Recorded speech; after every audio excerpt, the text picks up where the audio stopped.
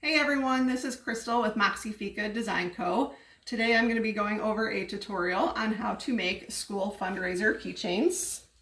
I offer these at all the schools in my local area and they go over extremely well. So I thought I would share a little bit of knowledge with you on how I make these. These are just two of the schools that I'm currently working on, so just wanted to show those. As for materials, you will need a white polyester printable webbing. I use a hot knife cutter and an exhaust fan when I'm cutting these. What I typically do is I keep one at the length that I always do them at to use as kind of a guide when I'm cutting the big roll of materials. So to cut this end is not sealed yet, so I'm just going to hold it up against the cutter here really quick to seal it. And then I'm going to line up my little marker piece, and this makes it ridiculously easy. You just hold it over, push down, and you're done. So I don't know if you can see that, but it gives us a nice seal on there. You don't have to worry about anything fraying. As far as other supplies that you'll need is just the little key fob hardware. And then your obvious sublimation paper, ink. So the first thing we need to do is get your design all set up in either Affinity Designer is what I'm using, or Photoshop, or any graphic design software. I set up my designs to be 11 inches long by 1.1 inch wide. The material itself is 1 inch wide, so a little bit of a bleed edge there, so we make sure we get them fully colored. I do 11 inches long. You can do longer if you want to. I just find that to be a good size. And even though they won't print at the very top and bottom, I do just do the 11 inches. So I have my paper loaded up. These are for the fronts. I'm going to go ahead and print 2 copies. We're going to make 8 of them today. I already did the rest of them. Bear with me a moment here.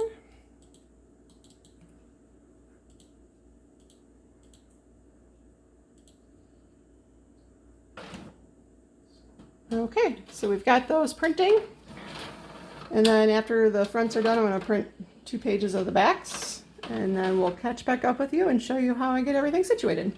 Okay, so my 2 pages of the fronts printed out, I went ahead and taped down the first page. There's 4 of them per page here.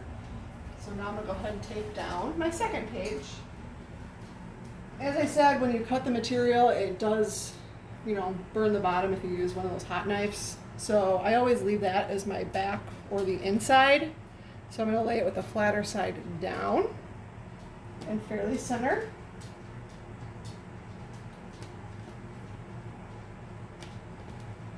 And I just get them kind of lined up. I do use heat tape. I'm assuming you could probably use an adhesive spray as well, but since tape is what I've always used, that's what I stick with. Alright, so I just kind of get it in the middle and line it up as best as I can. Some designs this is easier than others. This one has that top and bottom edge, so it's a little trickier, but just get it as close to center as possible.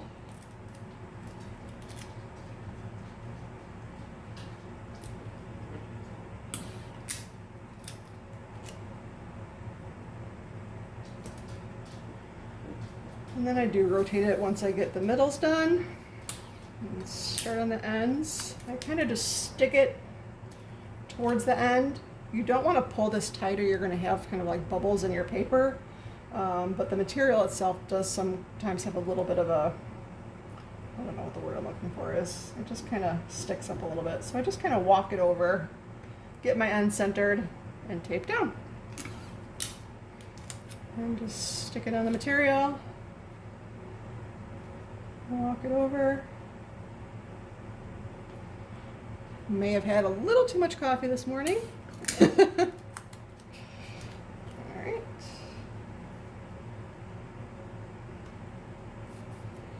In there.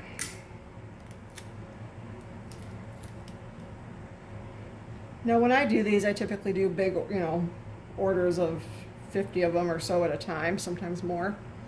So I will cut all my materials and print all the fronts and tape all the fronts down so that they're all just ready to go.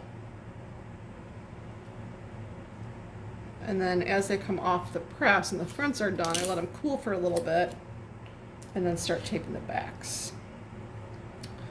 On the front sides, I do use 3 pieces of tape, especially for a design like this where I do need it pretty even. Pretty much always need it even, but. And then on the back sides, I typically just do a solid color. I let them choose which color they want.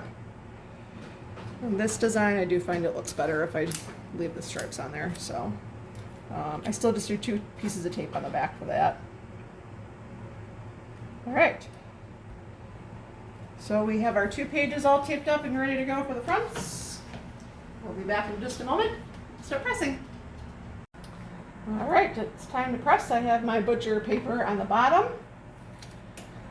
The keychains down with the print on the top. Cover with butcher paper.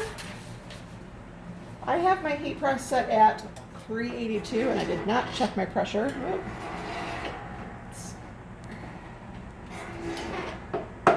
I think that's good. So I have mine set at 382. It tends to run hot. With the temp gun, it is reading at about 395 to 400. And time-wise, I do about 55 seconds. All right.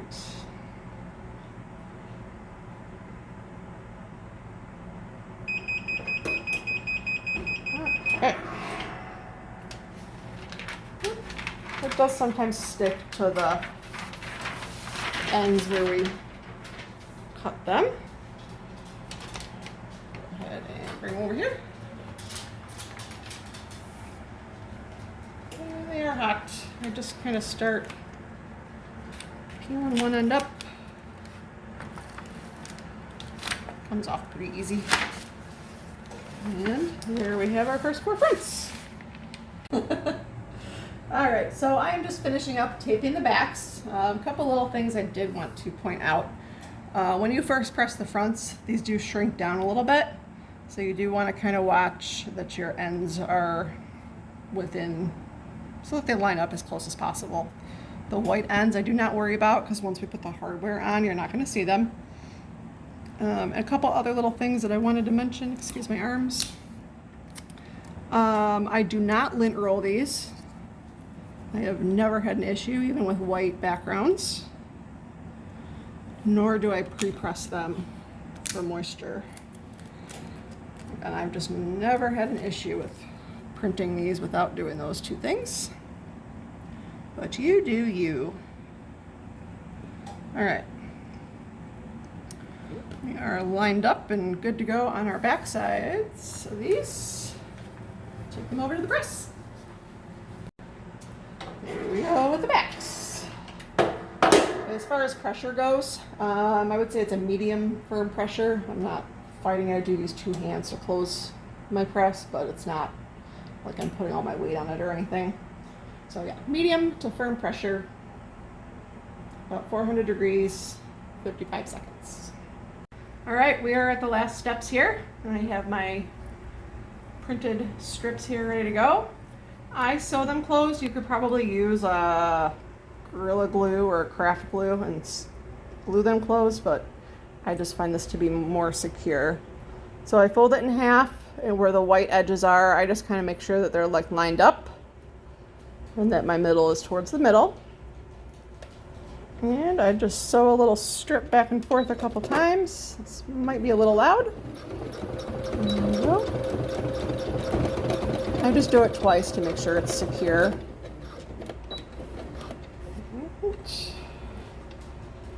Cut our little ends off.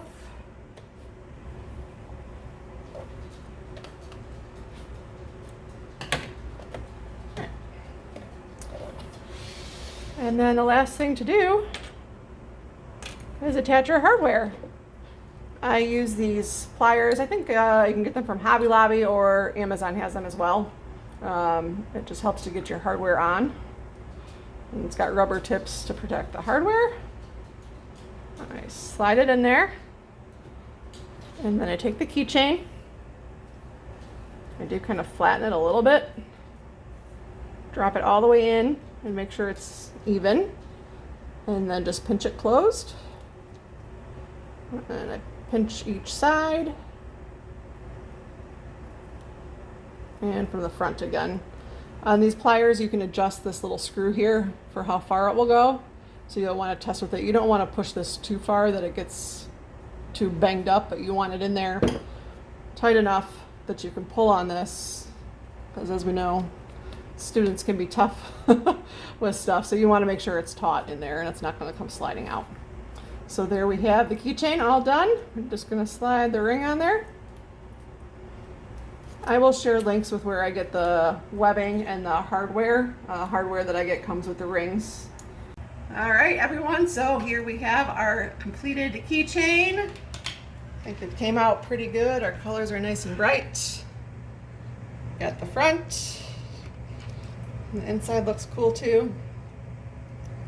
And the back. I will have designs listed, like backgrounds that you can add logos and school names and stuff too. I'm finishing up getting a variety of different color combinations for that, so it'll make designing easier for you. I'll also be offering an option for you to send me the logos and what wording you want and have me complete the designs as well. I think that about wraps it up, other than introducing my little crew that's been helping me today. This here is Seymour. He's shy. And then we have Miss Pearl. She was dyed rainbow colors, but it's starting to come out. She still looks cute. Hi, Pearl. And last but not least, she doesn't like to be picked up. This is Ethel. Say hi, Ethel.